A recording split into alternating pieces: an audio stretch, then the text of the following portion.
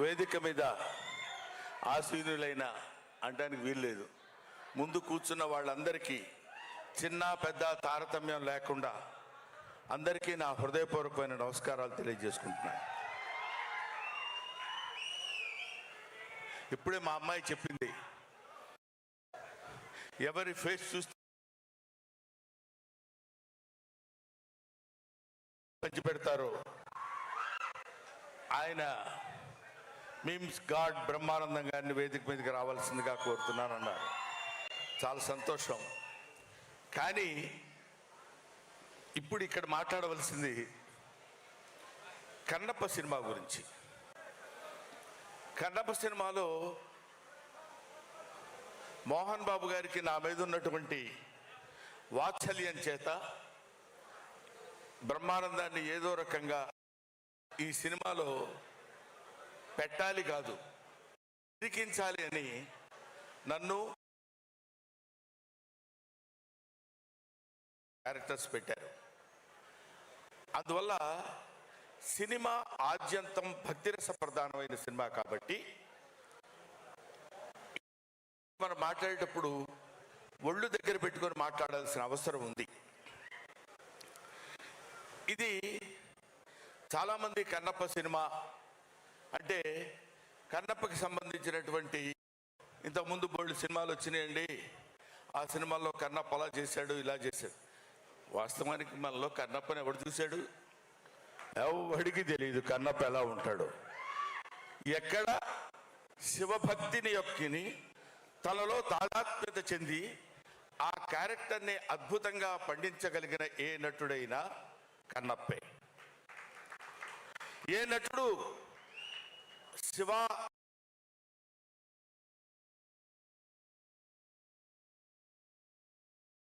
ఆగ్రహానికి పాత్రుడవుతాడో ఆడు కన్నప్ప. కాబట్టి అప్పుడు కన్నప్ప, ఇప్పుడు కన్నప్ప, తర్వాత కన్నప్ప అనే వాళ్ళు ఉండరు. భారతదేశంలో ఇండియన్స్ ఆర్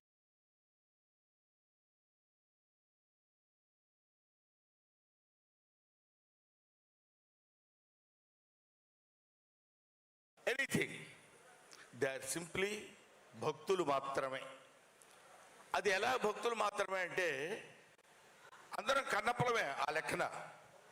ఆయన ఏమన్నాడంటే, కొంచెం పైనున్న మిత్రులకి కాస్త కొంచెం ఇబ్బంది కలిగిన పూర్వ ఆశ్రమంలో తెలుగు లెక్చరర్ కాబట్టి ఒక చిన్న ముక్క చెప్పి దాన్ని ఉదహరిస్తాను మీ ముందు.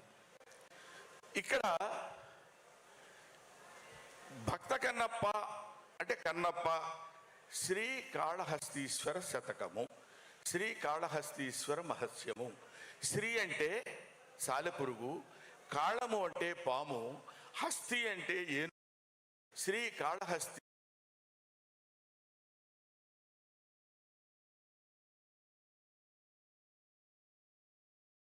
అందరికీ మోక్షం పొందవచ్చు.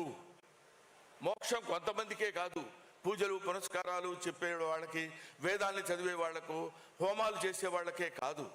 ఏ వేదంబు పఠించే లూత, లూత అంటే సాలెపురుగు చదువుకుంది. ఏ వేదం లూత భుజగంబు ఏ శాస్త్రములు చూచాను. పాము ఏ శాస్త్రాలు చూసింది? ఏ విద్యాభ్యసనం బనర్చ కరి, ఏ విద్యలు చదువుకుంది ఏనుగు.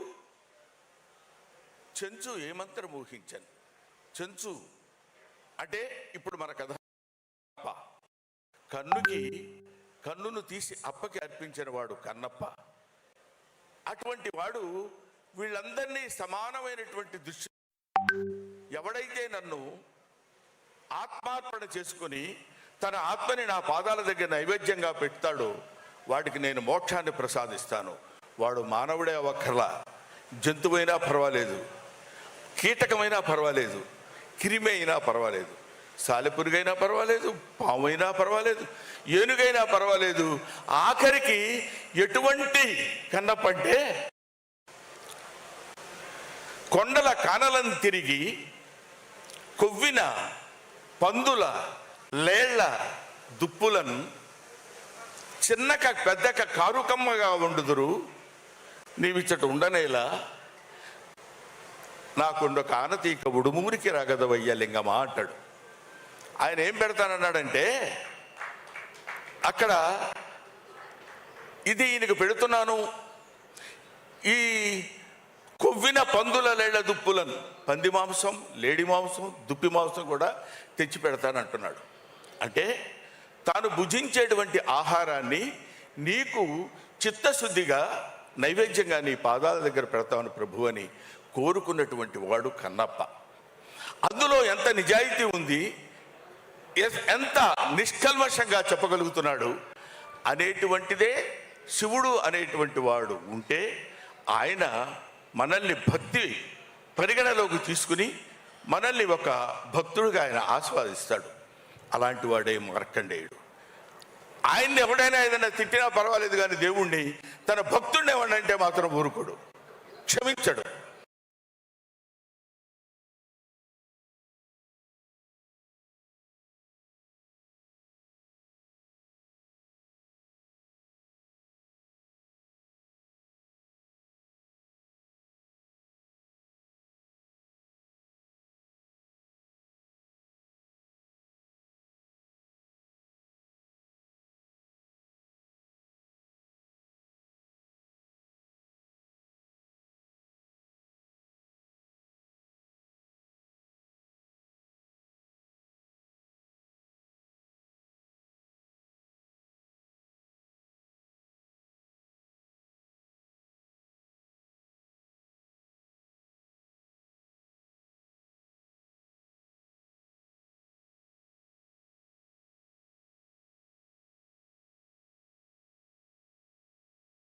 వయసులో అరే నువ్వు నన్ను నమ్ముకుని నా పూజ చేస్తూ నా పాదాలు అర్చిస్తూ నన్ను ఇంతగా పూజించని నీకు ఒక అద్భుతమైనటువంటి పేరు ప్రఖ్యాతులు తెచ్చేటువంటి సినిమా అది కన్నప్ప అనేటువంటి సినిమా.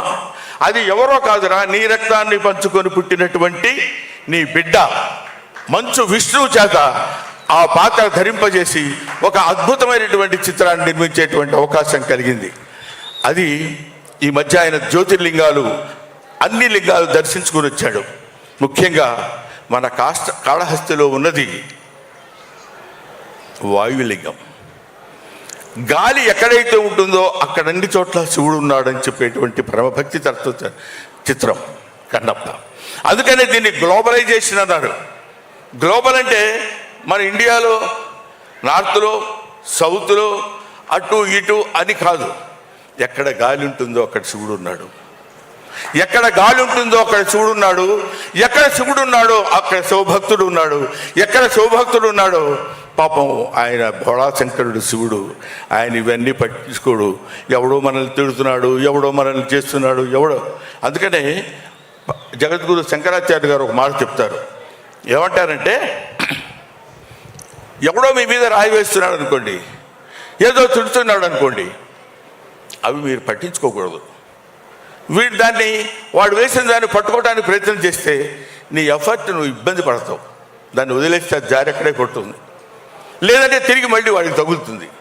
కాబట్టి శివుడి గురించి, శివారాధన గురించి, శివ భక్తితత్వాన్ని గురించి చేసేటువంటి వాళ్ళు ఎవరు ఈ సినిమా గురించి, ఈ సినిమాలో శివుడు ఎవరైతే మనకెందుకు, అక్షయ్ కుమార్ శివుడు, ఆయన దగ్గర ఉండేటువంటి ప్రభాస ఇంకొకడు, లేదా మోహన్ లాల్ గారా ఇంకొకడు, లేకపోతే ఇంకొక శరత్ కుమారా, ఇంకొక ముఖేష్ ఋషి, వీళ్ళు కాదు.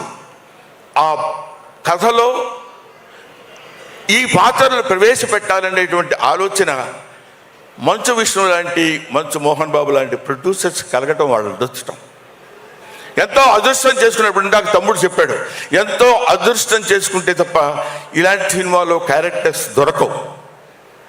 అటువంటి క్యారెక్టర్స్ని ఇందులో పెట్టి డబ్బు సంపాదన అంటారా, ప్రతివాడు సినిమా తీస్తాడు, డబ్బు సంపాదించుకోవాలనుకుంటాడు, ఆ డబ్బు సంపాదనతో చాలా హ్యాపీగా ఉంటాడు. మంచిది.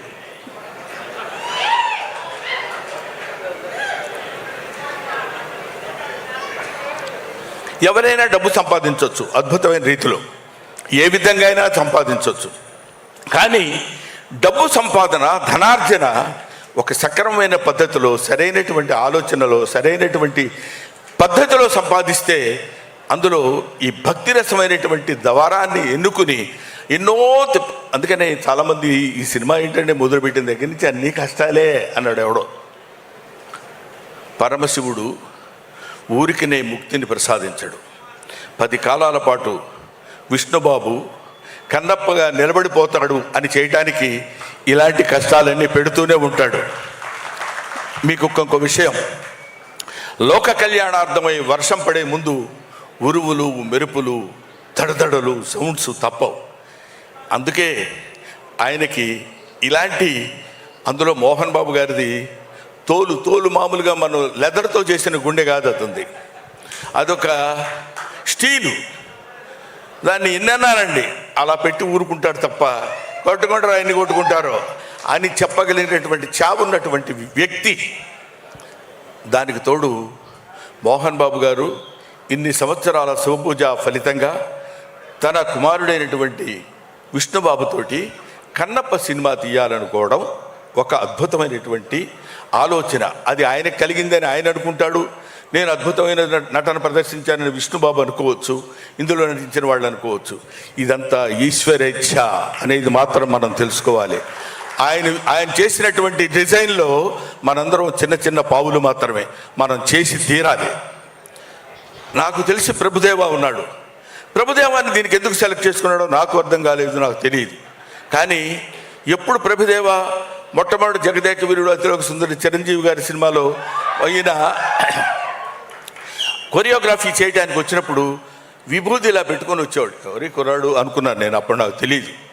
అప్పటి నుంచి ఇప్పటివరకు శివభక్తి తత్తులు వాళ్ళ చేతనే ఈ సినిమాలో కొరియోగ్రఫీ చేయించారు. ఇలాంటివి చెప్పుకుంటూ వెళ్ళిపోతే ముఖ్యంగా దర్శకుడు సింగ్ గారు ఉన్నారు. ఆయన నేను మొట్టమొదటి వెళ్ళినప్పుడు మనిషికి ప్రతివాడికి జ్ఞానమే కాదు అజ్ఞానం కూడా ఉంటుంది, అది కొంచెం ఎక్కువ పాళ్ళు ఉంటుంది. అప్పుడు నాకు అలా పనిచేసి ఈయనేంటి ఈ డైరెక్టర్ గారు ఏంటి ఇలా తీస్తున్నారు, అబ్బా ఇంకా బాగా అంతటి దాన్ని ఏమంటారు అజ్ఞానంతో చేసినటువంటి విమర్శలు.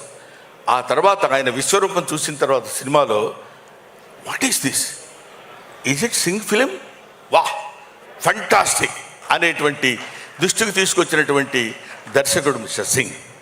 ఆ తర్వాత చాలామంది ఎంతమంది అద్భుతమైనటువంటి ఏమో దిగిపోవాలా వద్దనిపించుకోవడం కోసం చెప్పాను అది అంతే.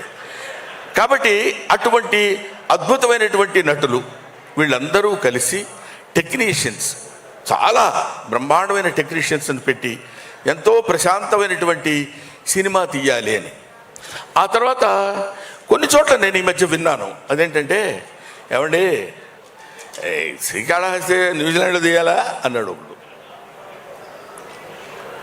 మనం ఒక చిన్న ఎగ్జాంపుల్ చెప్తాం మీకు. నేను పంది బురదలో పొర్లాడుతుంది అనుకోండి, చిచి అనుకుంటూ వెళ్ళిపోతాం పక్క నుంచి. అదే ఒక చిత్రకారుడు పంది బురదలో పొర్లాడుతున్నట్టు చిత్రలేఖనం వేసి ఫ్రేమ్ కట్టించి అక్కడ పెట్టాడు అనుకోండి, నిలబడి చూస్తాం. అది కళకి నిజానికి ఉన్నటువంటి తేడా.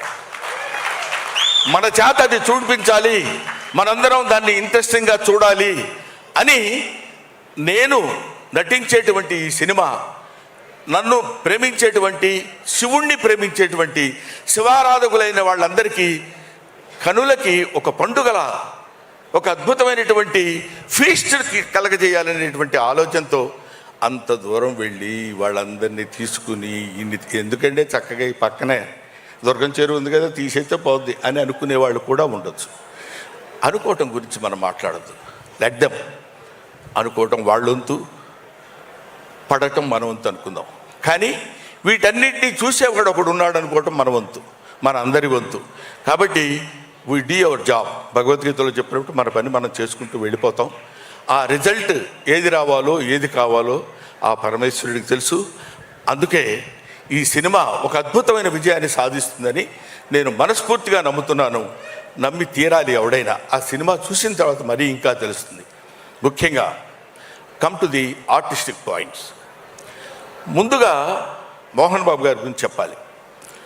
మోహన్ బాబు గారు చాలా గొప్పవాడండి, మంచి నటుడు. 7 సేవలు అంటాడు ఎవరో నీకు చెప్తుంటే, మాకు తెలియదా ఆ విషయం నువ్వు చెప్పాలని. మోహన్ బాబు గారు భారతదేశం గర్వించేటువంటి అతి తొమ్మిది నటుల్లో ఒకడు, భారతదేశం నటుల్లో ఉన్నటువంటి వాళ్ళలో ఒకడు.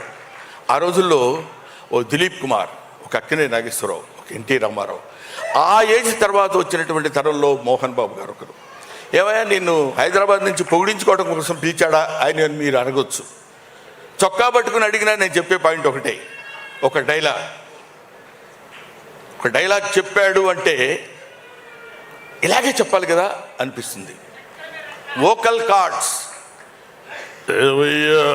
నాకు అలాగే 10 నిమిషాలు నేను మాట్లాడమంటే మాట్లాడాను. భగవంతుడు ఆయనకి ఇచ్చినటువంటి స్వరం అలాంటిది, ఒక అద్భుతమైనటువంటి స్వరధునిని ఆయనకి ఇచ్చాడు. నటనలో మేము చిన్న కామెడీ వేషాలు వేసుకునేవాళ్ళం. గబగబా ఆయన దగ్గరికి వెళ్ళి ఏంటి గురుగారు, ఉండబాయ్ డైలాగ్ ప్రాక్టీస్ చేస్తున్నాను ఇక్కడ. ఆయన క్యారెక్టర్ చేసేటప్పుడు పాత్రలో ప్రవేశించి అద్భుతంగా నటించి మెప్పించినటువంటి నటుడు అతి తక్కువ మంది ఉంటారు. అలాంటి వాళ్ళలో చెప్పండి డైలాగ్, సరే అని చెప్పేవాళ్ళు ఉండొచ్చు. ఇలాంటి వాళ్ళు అతి తక్కువ మంది నటీనట్లు ఉంటారు. అందులో మోహన్ బాబు గారు ప్రథమం. ఇటువంటి వాళ్ళు ఇంకా ఇన్ని సంవత్సరాలు, ఏమన్నా మీకు ఒక 50 ఉంటాయా? 50 అండి? ఓహో, ఇండస్ట్రీకి వచ్చి 50 ఏళ్ళు అయింది ఆయన, 1 ఇయర్కి అనుకుంటా బహుశా. కాబట్టి ఇన్ని సంవత్సరాల సుదీర్ఘమైన ప్రయాణంలో కేవలం నటుడిగా ఒక్కొక్క మెట్టు కామెడీ చేసి మా బొచ్చల్లో రాయేశాడు, విలన్ చేసి మా బొచ్చల్లో రాయేశాడు. Comedy, villain, character artist, hero, ఎన్ని రకాల పాత్రలు ఉన్నాయో అన్నీ చేయగలిగినటువంటి సమర్థత కలిగినటువంటి నటుడు ఆయన మోహన్ బాబు గారు. ఈ సినిమాలో మహాదేవ శాస్త్రిగా ఇందాక మీరు చూశారు. ఆయన యొక్క ప్రావీణ్యత, ఆ నడక, ఆ టీవీ, నిజంగా ఈయన ఎన్ని వేదాలు చదువుకున్నాడు రా బాబు అనిపిస్తుంది. విడిగా ఆయన చదువుకోవాలి, మనకు తెలుసు అది. కానీ అక్కడ ఆయన నేర్చుకున్నటువంటి విద్యతో ఒక అద్భుతమైనటువంటి భ్రమ కలిగించేటువంటి నటుడు మోహన్ బాబు గారు. సరే, ఆయన గురించి పక్కన పెడితే విష్ణుని చూశా. విష్ణుదుంపదగా విష్ణు కన్నప్ప అంటున్నారు. అప్పట్లో రాజకుమార్ వేశాడు, ఆ తర్వాత కృష్ణరాజు గారు వేశారు, మళ్ళీ ఇప్పుడు ఇతను అంటున్నారు. వీడు ఏం చేస్తాడు రా బాబు అనేటువంటి ఆలోచన ఉండొచ్చు. నాకే కలిగిందంటే చాలామంది కలిగి ఉంటుందిగా.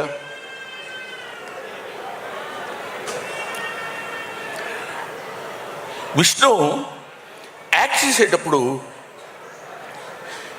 ఏదో చేసేసి వెళ్ళిపోవడం కాదు, ఈ షాట్ అయిపోయిందండి ఓకే అని కాకుండా ప్రతి షాట్, దీనికి డబ్బులు ఖర్చు పెట్టడం ప్రధానం కాదు. మోహన్ బాబు గారు చూడని డబ్బు కాదు, బోల్డంత చూశాడు ఆయన. మోహన్ బాబు గారికి తెలియని డబ్బు కాదు బోల్డంతా, ఆయనకి తెలియని కీర్తి కాదు బోల్డంత కీర్తి ఉంది. కాకపోతే ఇప్పటికీ ఒక నిత్య విద్యార్థిలాగా ఇలా చేయాలని అది పుణికిపుచ్చుకున్నటువంటి వ్యక్తి విష్ణు, అది పుణికిపుచ్చుకున్నటువంటి వ్యక్తి మనోజ్, అది పుణికిపుచ్చుకున్నటువంటి ఆర్టిస్ట్ లక్ష్మి, వాళ్ళ కుటుంబం అంతా అంతే. వాళ్ళు నటించే ముఖ్యంగా ఈ సినిమాలో, కన్నప్ప సినిమాలో విష్ణుబాబు ప్రతి షాట్కి వెళ్ళి అది చూసుకుని బాగుంది, ఫైట్ ఇది బాగుంటుంది, ఇది ఇక్కడ బాగుంటుంది, ఇది ఇక్కడ బాగుంటుంది, గ్రాఫిక్స్ ఏదో మధ్యలో బాగాలేదు అది ఇది అన్నారు, కాదు అమెరికా వెళ్ళిపోయి కూర్చుంటాను, గ్రాఫిక్స్ దాని పీక్స్ ఎంతవరకు ఉందో అంతవరకు విఎఫ్ఎక్స్ చేసి తీసుకొచ్చినటువంటి ప్రొడ్యూసర్ మోహన్ బాబుని పేరే కానీ producer come hero, that is Vishnu. అంత కష్టపడ్డాడు అతను. ఈ సినిమాలో నటించిన వాళ్ళు ఇంకా మోహన్ లాల్ తమిళనాడు, అదే మలయాళంలో అతను, శరత్ కుమార్, అక్షయ్ కుమార్, వీళ్ళందరూ వాళ్ళ యొక్క శక్తిని ఎందుకు అంత కష్టపడి ఈ సినిమాలో యాక్ట్ చేశారు అంటే, సినిమాలో ఉన్నది గుండెకాయ, ఆయువు పట్టు, శివుడు పరమేశ్వరుడు. ఆయన నుంచి ఎవడు తప్పించుకోలేము మనం, ఏం చేద్దాంలే అనుకున్నా కూడా ఊరుకోలేము. కాబట్టి అటువంటి నటీనట్లు పోతే, అన్నా నువ్వు కూడా వాళ్ళ గురించి చెప్తావు కానీ మేము కూడా యాక్ట్ చేశాం కదా అన్నా అని మన రఘు, మన Saptagiri Raghubabu is versatile artist. మన శివబాలాజీ, ముఖేష్ ఋషి గురించి మనం చెప్పేదే ఉంది. ఈ సచే అంటే ఆయన ఒక ఇందాక అమ్మాయి చెప్పినట్టు స్క్రీన్ మీదకి వస్తే భయంకరంగా ఉంటాడు, బాబోయ్ వీడేంట్రా అన్నట్టు. ఆ తర్వాత అంత సాఫ్ట్ మ్యాన్, అంత ఇది అద్భుతమైనటువంటి నటీనటుల యొక్క కలయిక. ఇక్కడ ఉన్న వాళ్ళ పేర్లే మనం చెప్పుకుంటున్నాం. హీరోయిన్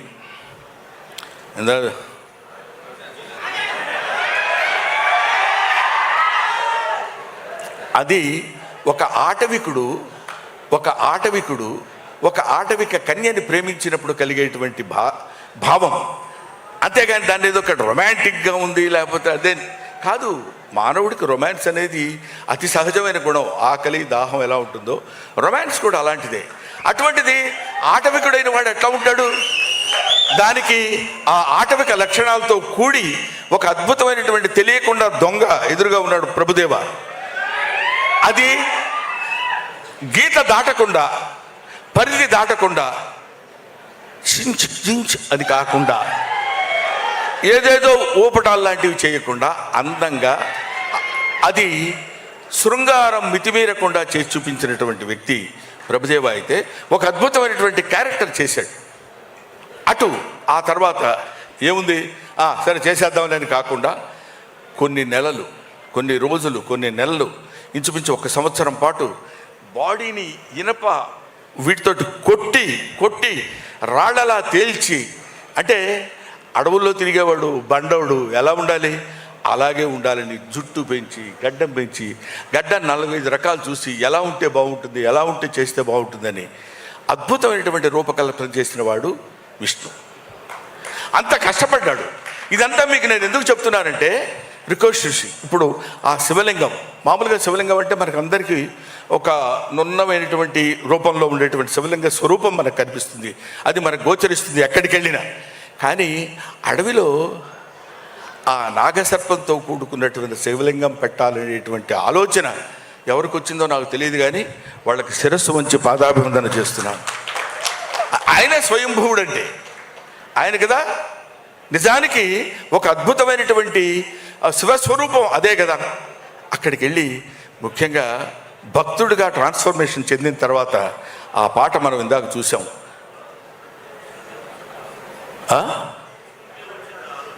ఇది మేము మాట్లాడుతున్నప్పుడు మీరు డిస్టర్బ్ చేయకండి సార్.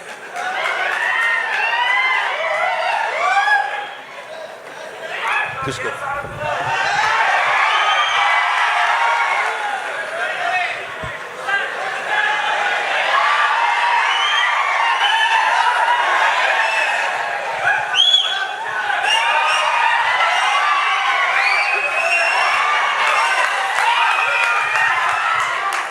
అది అటువంటి అంటే ఊరికే జస్ట్ కామెడీ కోసం అలా చేశాను, లేకపోతే ఆయన ఊరుకుంటాడా?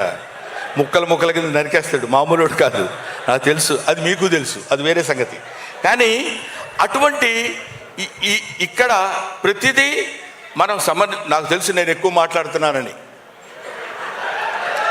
మీరు కూడా ఒక 70-80% ఇంట్రెస్ట్గా వింటున్నారని తెలుసు. 20% బోరు కొట్టుద్ది, ఏంట్రా పద్యాలు పాటలు చదువుతున్నాడని. కానీ ఇక్కడ చెప్పాల్సినటువంటి బాధ్యత ఉంది కాబట్టి ఈ సినిమాలో నేను యాక్ట్ చేసిన వాడిగా కాకపోయినా సరే శివుడి గురించి చెప్పుకోకుండా ఎవడు ఉంటాడండి? పైగా మన వెంకట్రావు 35 సంవత్సరాల క్రితం వెంకట్రావు గారు, ఎందుకంటే ఎమ్మెల్యే గారు కాబట్టి అలా అనాలి. మేమిద్దరం కో-ఆర్టిస్టులం సత్యాగ్రహం అనే సినిమాలో కలిసి నటించాం. ఈ గుంటూరు నాకు బాగా పరిచయమైనటువంటి స్థలం. ఈ గుంటూరులో ఏది ఎక్కడ ఉంటుందో మాకు తెలుసు. ఓవర్ బ్రిడ్జ్ ఎక్కడ ఉంటుందో, నాసంగిరి ఎక్కడ ఉంటుందో, జిన్నా టవర్ ఎక్కడ ఉంటుందో అన్నీ తెలిసిన వ్యక్తిని. నేను ఇక్కడ చదువుకున్నాను. ఒక్క మాటలో చెప్పాలంటే ఈ ఊరు వచ్చి లారీలకి పెయింటింగ్ కూడా వేశాను నేను. సరే, అదో పద్ధతి. ఇది చెప్పడానికి ఎందుకే ఎంతసేపు అరుస్తున్నావు అనుకోవచ్చు మీరు. ఇది నీ చేత మోహన్ బాబు గారిని అభ్యర్థించి ఇక్కడ తీసుకొచ్చి ఇక్కడ ఈ కార్యక్రమం నిర్వహించవలసిందిగా నీలో ప్రవేశించిన వాడు మన కోటప్పకొండ వాడు ఉన్నాడు. చేదుకోకోటయా అది ఇందాక చెప్పినట్టు హరహర మహాదేవ శంభో శంకర నమ పార్వతీపతే హరహర మహాదేవ. ఆ తండ్రి తలుచుకుని ఇన్ని రకాలైనటువంటి కారణాల వల్ల మనం ఒక అద్భుతమైన రీతిలో ఈ గుంటూరు ఒక అందమైనటువంటి కళలకి కానాచి గుంటూరు. ఈ ప్రదేశంలో ఈ కార్యక్రమం నిర్వహించాలని నిర్దేశించిన వాడు సకల సృష్టి స్థితి లయకారుడైనటువంటి పరమేశ్వరుడు, ఈశ్వరుడు. ఆ ఈశ్వరాజ్ఞ వల్ల ఇక్కడ జరిగింది.